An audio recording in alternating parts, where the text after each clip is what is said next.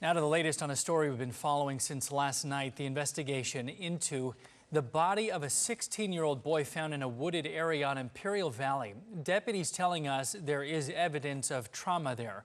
Our Charlie Etzity's been digging into the investigation and joins us live now with the latest. Charlie.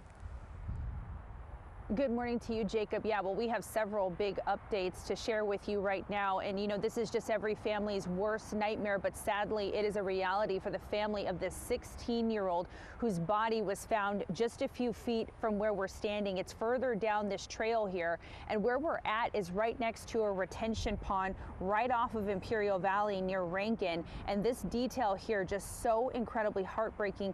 It was two of the victim's own friends who made that awful discovery of his body out here yesterday, and you're actually going to hear from both of those friends in just a second. But right now there is a plea out to the public for any tips or information on who may have been involved in this teen's death. And so let's back up right now to Sunday. That's when this teen was reported missing from his house, which is about a quarter of a mile away from where his body was found. And ever since that report was filed, the teen's family and his friends have been frantically trying to find him. They were posting all over social media, asking neighbors to check their doorbell cameras, doing anything that could give them some sort of an idea of where they might find him. And so we actually spoke with a neighbor who was out here earlier who says that he knows the family and was also looking out for this teen.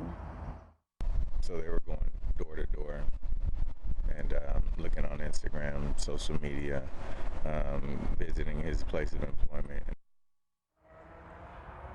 Okay, so while we were speaking to that neighbor, that's when we were approached by two 17-year-olds who came up to us claiming to know the victim and also telling us that they were the ones who found his body yesterday. So they were out here at this retention pond area. That's when they started looking around in the wooded area. And according to them, a deputy with HCSO was also out here. And when they found their friend, that's when they alerted that deputy, who then told them to stay back from that area.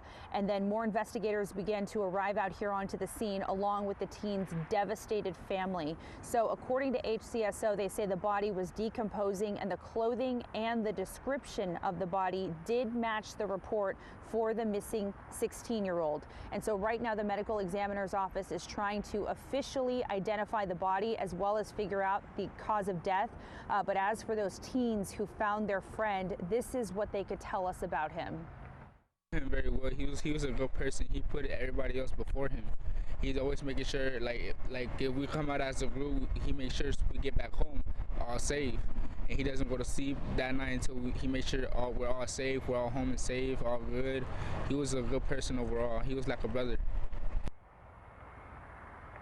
And they also shared with me that their friend was a student at Dekaney High School. And so we are not identifying this teenager yet. I did reach out to the family this morning and talk to them over the phone. They understandably so are devastated. They don't want to talk to anybody right now. And so, of course, we're going to respect their wishes and not identify their loved one until they give the approval to do so. But of course, right now there is an active investigation ongoing, trying to track down who may know something or who may have been involved in the death of this 16-year-old. So, of course, if you have any information, you need to reach out to the Harris County Sheriff's Office. That's the latest from out here, Jacob. I'm going to toss it back inside to you.